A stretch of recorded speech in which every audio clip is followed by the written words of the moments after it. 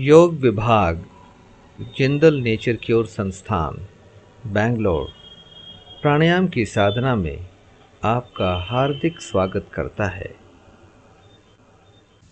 प्राणायाम एक वैज्ञानिक पद्धति है जिससे श्वास प्रश्वास का स्वैच्छिक रूप से नियंत्रण किया जा सकता है। श्वास प्रश्वास का नियमन करने से कई बीमारियां दूर होती हैं। बदन हल्का फुर्तीला लगता है। प्राणायाम का अभ्यास हमेशा सुबह में आसन के तुरंत बाद करना चाहिए। अभी हम शुरुआत करेंगे 3 बार ओमकार मंत्र से। किसी भी ध्यानात्मक स्थिति में कमर सीधा करके बैठिए। अपने हाथ की पहली उंगली और अंगूठा मिलाकर चिन्ह मुद्रा बनाएं। आंखें बंद कर लें और 3 बार ओमकार का उच्चारण करें। याद रखें, ओमकार उच्चारण करते समय लंबा गहरा श्वास लेने के बाद ओ छोटा सा और मुंह बंद करके मां का उच्चारण लंबा करें, जैसे ये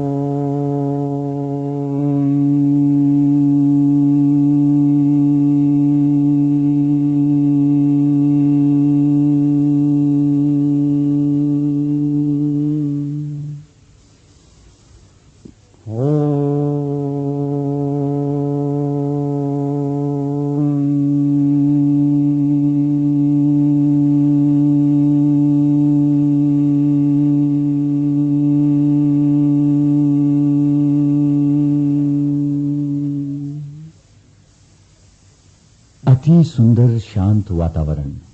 आंखें बंद ही रखें। सबसे पहले हम आनापान का अभ्यास करेंगे। इसमें आप अपने सहस्र श्वास प्रश्वास पर ध्यान दीजिए, साक्षी रूप से, जिसमें ना तो आप श्वास लेने का प्रयत्न करते हैं ना निकालने का। जैसे है वैसे ही एक अनुभव करना है। क्या हम दाएं नासारंध्र से श्वास ले रहे हैं या बाएं नासारंध्र से, या कभी-कभी दोनों से? क्या हमारी श्वास लंबी गहरी है या छिछली है? ठंडी ठंडी हवा नासारंध्रों से प्रवेश करती हुई अंदर जाती है और गर्म हवा धीरे से बाहर आ रही है। इसका स्पर्श हमें कहां हो रहा है, इसे जानना है, पहचानना है। श्वास प्रश्वास का सूक्ष्म निरीक्षण करना ही आनापान है।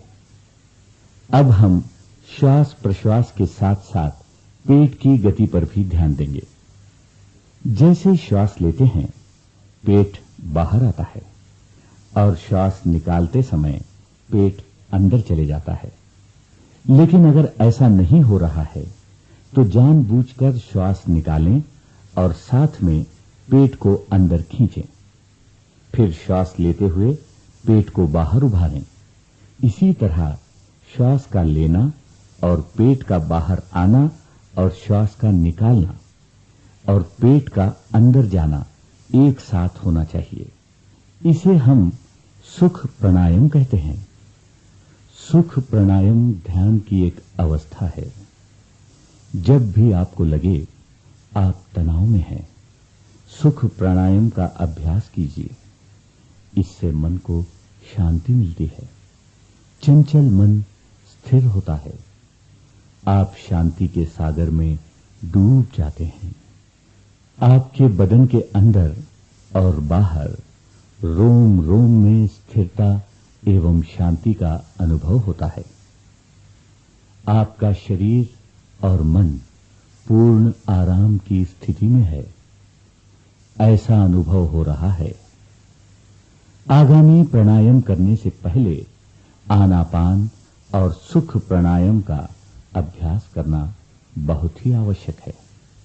अब आप श्वास प्रश्वास का मानसिक रूप से निरीक्षण करना बंद करें और हथेली आपस में रगड़ें और उसे अपनी बंद आंखों पर रखें। हथेली और आंख के बीच में थोड़ा सा अंतर रखें और गहरे अंधकार का अनुभव करें। इससे हमारी आंखों को पूर्ण आराम मिलता है। अब धीरे से अपनी आंखें खोलें।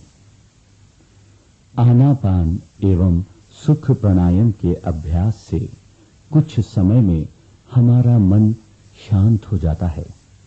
हम शारीरिक एवं मानसिक रूप से पूर्ण आराम की स्थिति में हैं, ऐसा अनुभव होता है। इसलिए उच्च रक्तचाप की बीमारी में इसका नियमित अभ्यास करने से बहुत लाभ होता है। अब हम फेफड़ों के श्वास संबंधी व्यायाम करेंगे। इसमें 3 भाग हैं। गिनती के साथ श्वास लेना, निकालना और रोकना। सबसे प्रथम भाग में आगे हाथ रखकर 1 से 4 गिनती तक श्वास लेते हुए हाथ ऊपर उठाएं। 1 से 2 गिनती तक श्वास अंदर रोकें। 1 से 6 गिनती तक श्वास निकालते हुए हाथ नीचे लाएं और फिर से 1 से 2 गिनती तक श्वास बाहर रोकें। अब आप किसी भी ध्यानात्मक आसन में रीढ़ की हड्डी को सीधा करके बैठें। दोनों हाथ आगे रखें, लेकिन याद रखें आगे झुकना नहीं। सिर्फ हाथ ऊपर नीचे होते हैं, बदन स्थिर रहता है। अब शुरू करें। चलिए गिनती के साथ 4 बार करेंगे।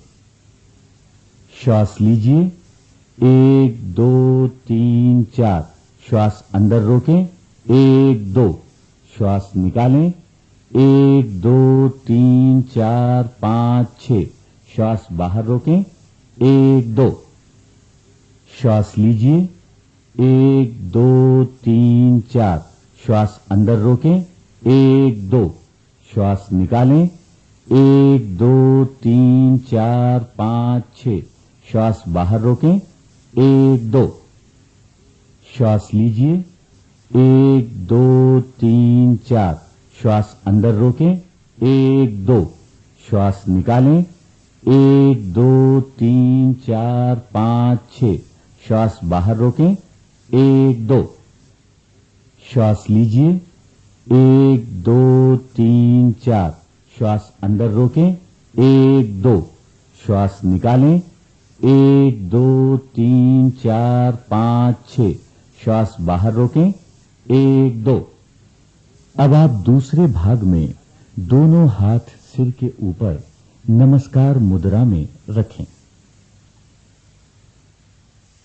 ऐसा हम 2 बार करेंगे। श्वास लीजिए, 1 2 3 4। श्वास अंदर रोकें, 1 2। श्वास निकालें, 1 2 3 4 5 6। श्वास बाहर रोकें, 1 2। श्वास लीजिए, 1 2 3 4। श्वास अंदर रोकें, 1 2। श्वास निकालें, 1 2 3 4 5 6। श्वास बाहर रोकें, 1 2। श्वास लीजिए, 1 2 3 4। श्वास अंदर रोकें, 1 2।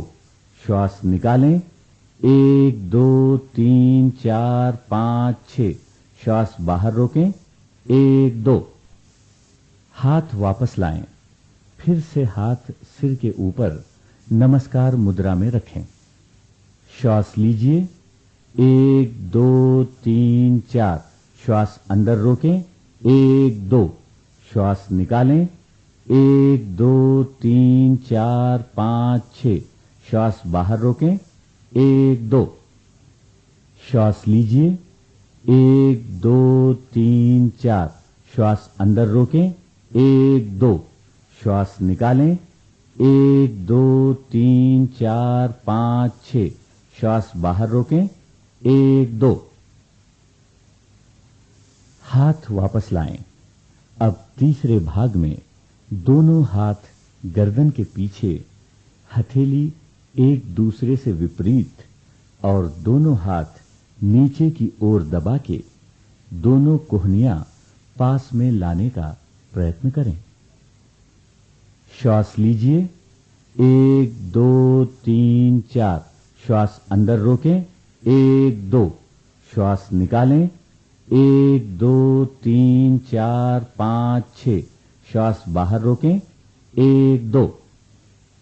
श्वास लीजिए, 1 2 3 4, श्वास अंदर रोकें, 1 2, श्वास निकालें, 1 2 3 4 5 6, श्वास बाहर रोकें, 1 2। हाथ वापस लाएं। फिर से हाथ वैसे ही रख के दोबारा करें। श्वास लीजिए, 1 2 3 4, श्वास अंदर रोकें, 1 2, श्वास निकालें, 1 2 3 4 5 6, श्वास बाहर रोकें, 1 2। श्वास लीजिए, 1 2 3 4, श्वास अंदर रोकें, 1 2, श्वास निकालें, 1 2 3 4 5 6, श्वास बाहर रोकें, 1 2। हाथ वापस लाएं। अब दोनों हाथ पीछे रखकर गर्दन को दाएं बाएं घुमाकर आराम करें। फेफड़ों के श्वसन व्यायाम से हमारी श्वास लेने की और निकालने की क्षमता बढ़ जाती है। हमारे फेफड़ों की क्षमता 4 से 5 लीटर है, परंतु हम आधा लीटर श्वास लेते हैं और निकालते हैं।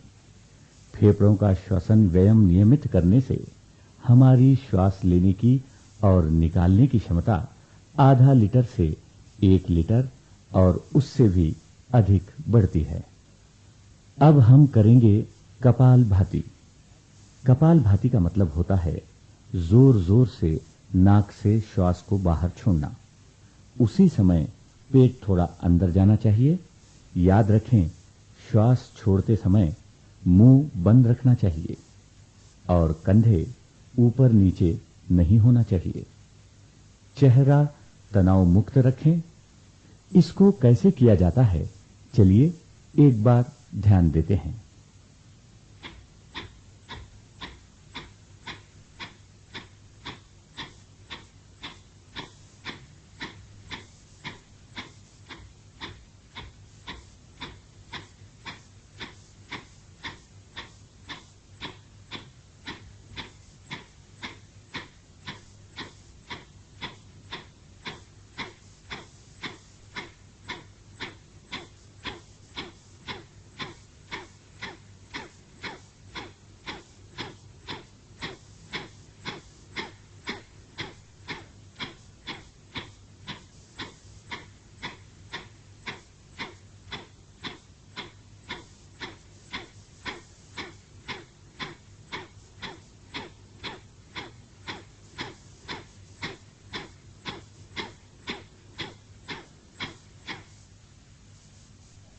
अब हम एक साथ करेंगे। याद रखें, जिन लोगों को उच्च रक्तचाप, हृदय की बीमारी, अल्सर, कोलाइटिस, कमजोरी या पीठ में तीव्र दर्द है, वे लोग आराम से करें या छोड़ दें।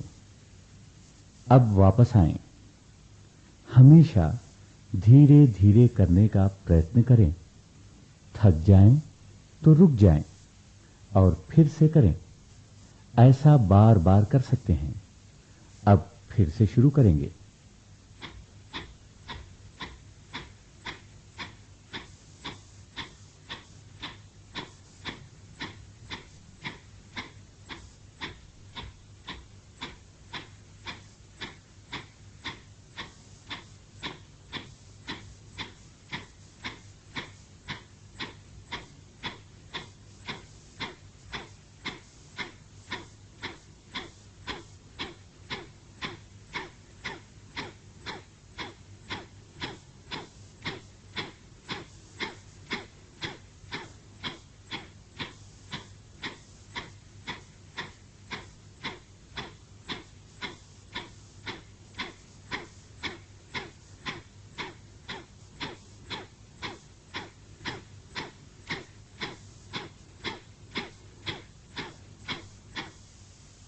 हर बार श्वास छोड़ने की प्रक्रिया को स्ट्रोक कहते हैं।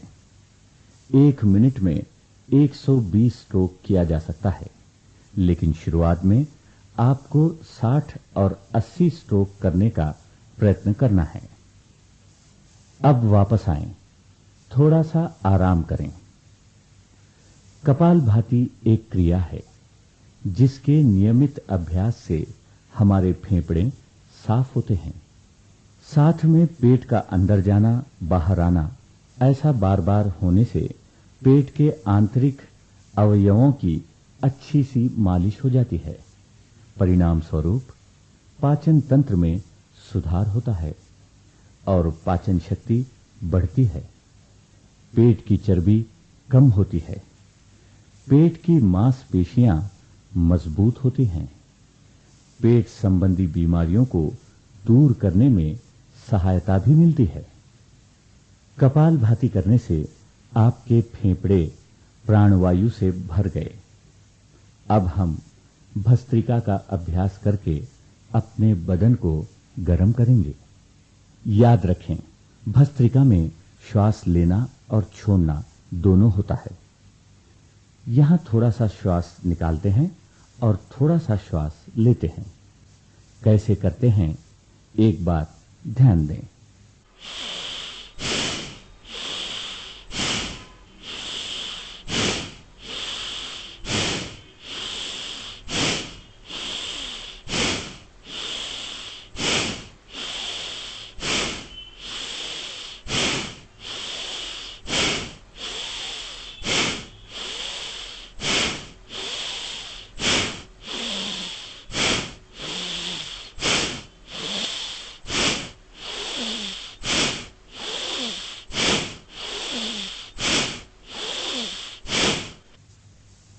आराम से करें ताकि आपको पता लगे कि आप ठीक से कर रहे हैं या नहीं। अगर आप ठीक से करेंगे तो 1 या 2 मिनट में आप महसूस करेंगे कि आपका बदन गर्म हो रहा है। अब आप वापस आएं। इससे शरीर की चर्बी कम करने में मदद मिलती है। इसका निरंतर अभ्यास करने से नज़ला, जुकाम, अस्थमा, मधुमेह इत्यादि रोगों में काफी राहत मिलती है। अब फिर से शुरू करेंगे।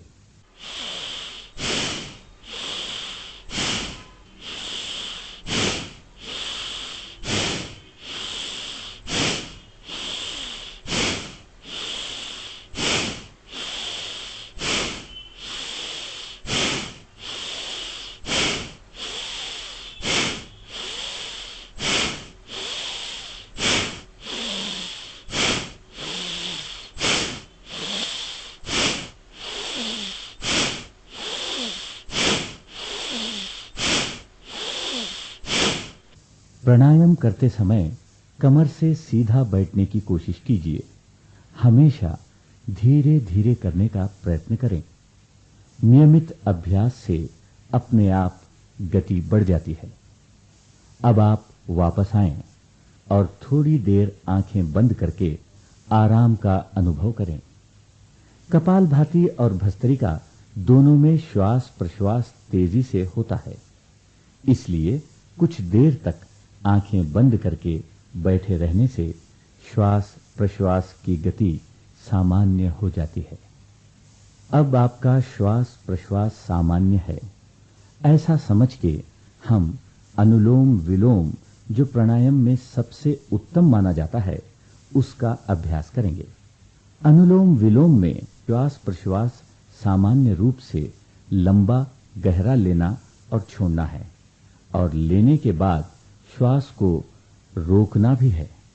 श्वास लेते एवं छोड़ते समय किसी भी प्रकार की आवाज नहीं होना चाहिए। अब आप किसी भी ध्यानात्मक आसन में कमर सीधी करके बैठ जाएं। अपना बायां हाथ चिन्ह मुद्रा में रखें, जिसमें अंगूठा और पहली उंगली का स्पर्श होता है, और अपना दायां हाथ ऊपर उठाएं और पहली 2 उंगलियों को मोड़कर नासिका मुद्रा बनाएं। अब एक बार मेरे साथ करें और मेरे दिए हुए निर्देशों का अनुसरण करें। अब आप नासिका मुद्रा से अपने दाएं हाथ के अंगूठे से दायां नासारंध्र बंद करके बाएं नासारंध्र से श्वास निकालें। फिर बाएं नासारंध्र से श्वास लेकर नाक बंद करें। कुछ देर श्वास को अंदर रोकें। बाद में धीरे से दाएं नासारंध्र से श्वास छोड़ें। फिर दाएं नासारंध्र से श्वास लें और नाक बंद करें। कुछ देर श्वास को अंदर रोकें। बाद में बाएं नासारंध्र से श्वास छोड़ें। यहां एक चक्र पूरा हुआ। इस तरह 9 बार करें। इस प्राणायाम को आप गिनती के साथ भी कर सकते हैं। 1 से 5 गिनती तक श्वास लीजिए। 1 से 5 गिनती तक श्वास अंदर रोकें और 1 से 10 गिनती तक श्वास निकालें। अनुलोम विलोम को संतुलित प्राणायाम भी कहते हैं, क्योंकि इसके नियमित अभ्यास से हमारे दोनों नासारंध्र संतुलित होते हैं और कई बीमारियों से छुटकारा पाने में मदद मिलती है। अनुलोम विलोम को नाड़ी शुद्धि भी कहते हैं। हमारे शरीर में 72,000 नाड़ियां हैं, जिनमें प्राण का सतत प्रवाह होता है। नाड़ी का शुद्धिकरण भी इसके नियमित अभ्यास से होता है। अब आप बाएं नासारंध्र से श्वास छोड़ते हुए वापस आ जाएं। अनुलोम विलोम के बाद अब हम करेंगे उज्जयी प्राणायाम। सीधा बैठ जाएं। बाएं हाथ को घुटने के ऊपर ज्ञान मुद्रा में रखें और दाएं हाथ से नासिका मुद्रा बना लें। इस प्राणायाम में गले को सिकोड़ते हुए श्वास भीतर भरेंगे।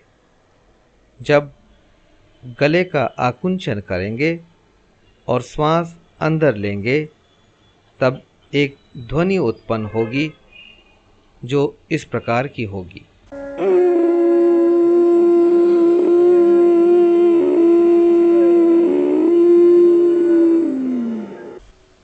अब आप अपने दाएं अंगूठे से अपनी दाईं नासिका को बंद कर लें और बाईं नासिका से धीरे धीरे पूरे श्वास को बाहर निकाल दें। पूरा सांस जब बाहर निकल जाए तो फिर से इस अभ्यास को दोहरा लें।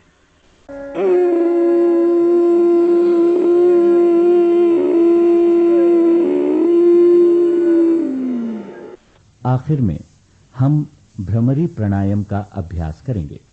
इसमें दोनों हाथ की तर्जनी उंगली से कान बंद करके साथ साथ आंखें भी बंद करना है।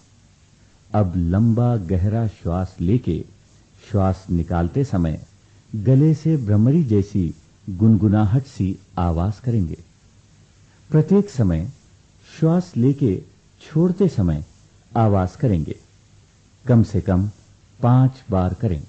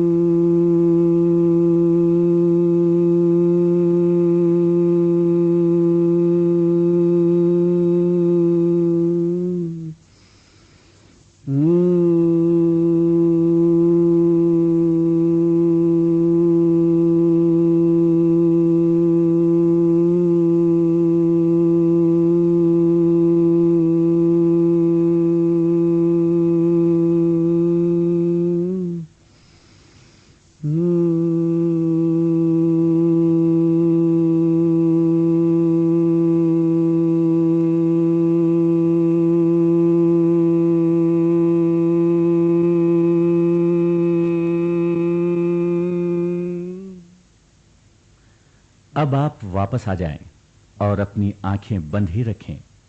ध्यान से सुनिए। भ्रमरी प्राणायाम से याददाश्त बढ़ जाती है। इसे लय प्राणायाम भी कहते हैं। जिसको नींद की बीमारी से रात को नींद नहीं आती, उनके लिए ये उत्तम प्राणायाम है। अब आप अपने हाथों की हथेलियों को आपस में रगड़ें और आंखों को हथेली से ढक दें। गहरे अंधकार का अनुभव करें। इससे आंखों को बहुत आराम मिलता है। अब आप धीरे से आंखें खोलें। अनुभव करें प्राणायाम करने से पहले और बाद में कैसा लगता है।